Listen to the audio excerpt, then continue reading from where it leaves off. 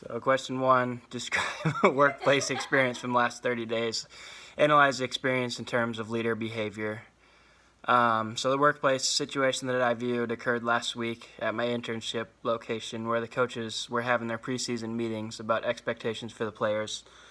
The one that stood out was from the coach of the 15-year-old teams.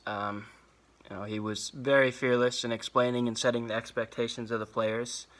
One of the first things he talked about was explaining the expectations with their uniform, such as showing up to the field in full uniform, and then also like taking their hats off at the end of the game when they shake hands with the other team.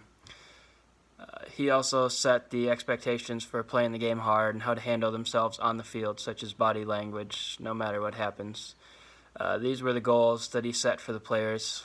He did a great job communicating these to the 15-year-old kids in a sensitive way that would appeal to them. The way he described these expectations was by informing them of what the college coaches will be looking for when they come to watch them play. By relating it to these expectations, he was able to direct it in a more sensitive and meaningful manner to this particular group. He used these reasons to address the positive versus negative deviations from the expectations, because it will have an effect on the player's career if they deviate from these expectations.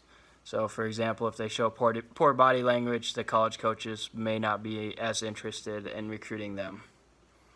And then on to question 2. So, given your analysis in question 1, what are your 3 takeaway points about being fearless? And then identify the 3 specific behaviors you could implement. So the first takeaway point is about giving feedback or some way of measuring the goals or if the expectations are being met. Like as the notes in the book say, this feedback should be routine and give them pictures of goal, progress, and performance levels. The players in the above example should understand based on the amount of contact they get with certain coaches. And then the second takeaway point was the assertive behavior that is required. It's about giving direct statements of our own goals and feelings and willing to address the interests of others, while also, being able to problem solve. Not being too aggressive with it, but still being assertive. The last point is the credibility and trust that must occur prior to the situation in order for the expectations and communication to sink in to the followers.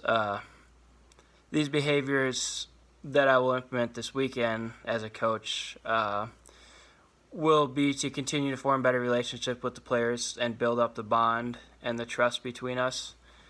The next would be to really monitor my dialogue towards them when explaining my expectations so that I can be as assertive and effective as possible, where it will actually sink in with them and it's not just in one ear out the other.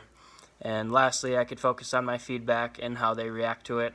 Look for defensive measures or poor body language that represents that the lesson may or may not be working with them.